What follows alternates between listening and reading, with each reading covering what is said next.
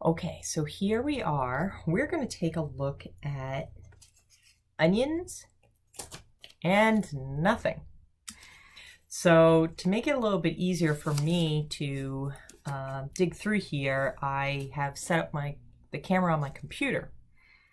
And I'm actually going to start on the side where there is nothing. And we're going to see if there are any worms over there.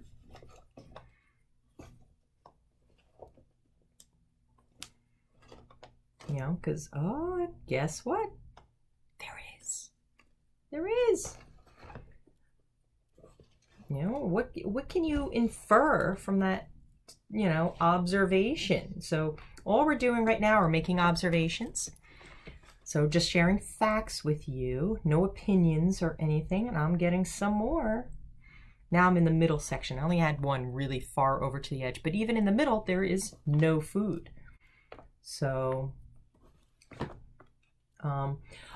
so a reminder, we had, when I showed you the film, I said I put 10 in, but then after the filming, I added 2 more. So, wow, I'm already up to 1, 2, 3, 4, 5, 6 in the middle.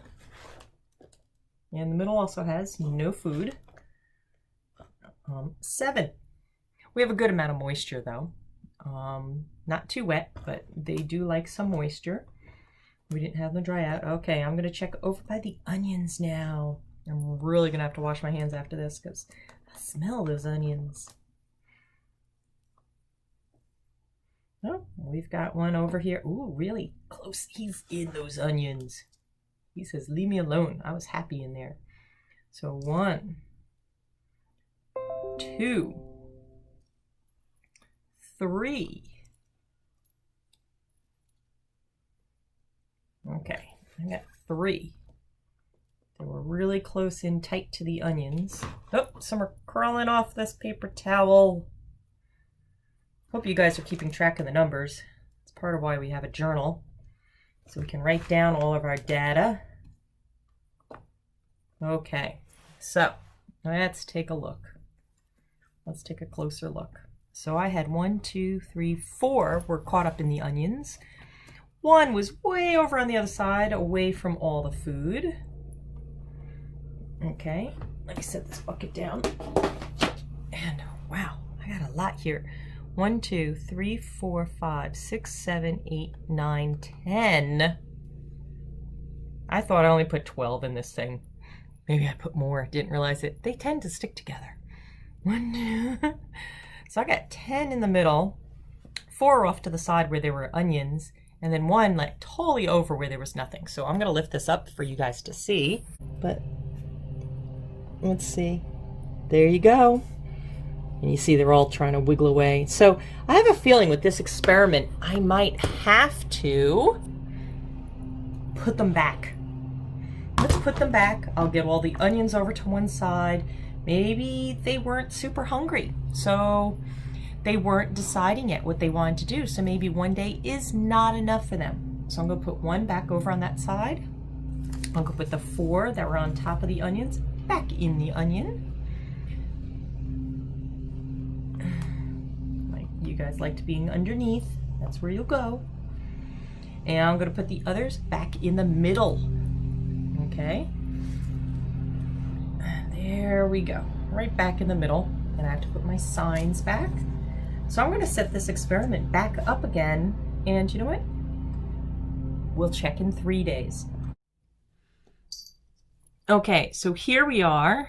It's now been 3 days since we set up the experiments, though it might not seem to you because it was just like that on the video.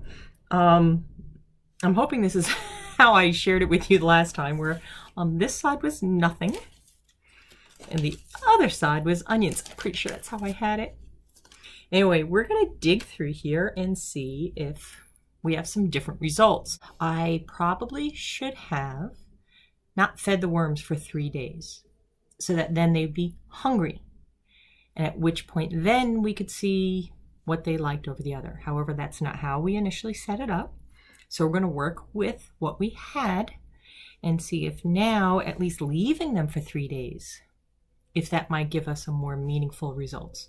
So let's see. I didn't give up on our initial setup.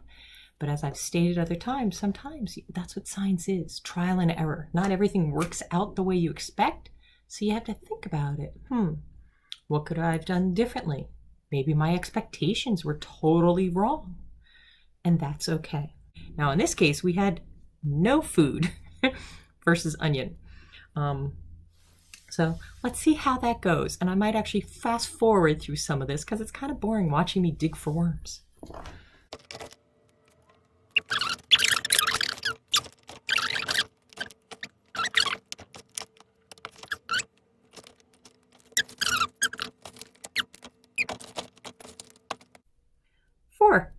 All right, so we had 1, 2, 3, 4, all the way to the one side where there was no food.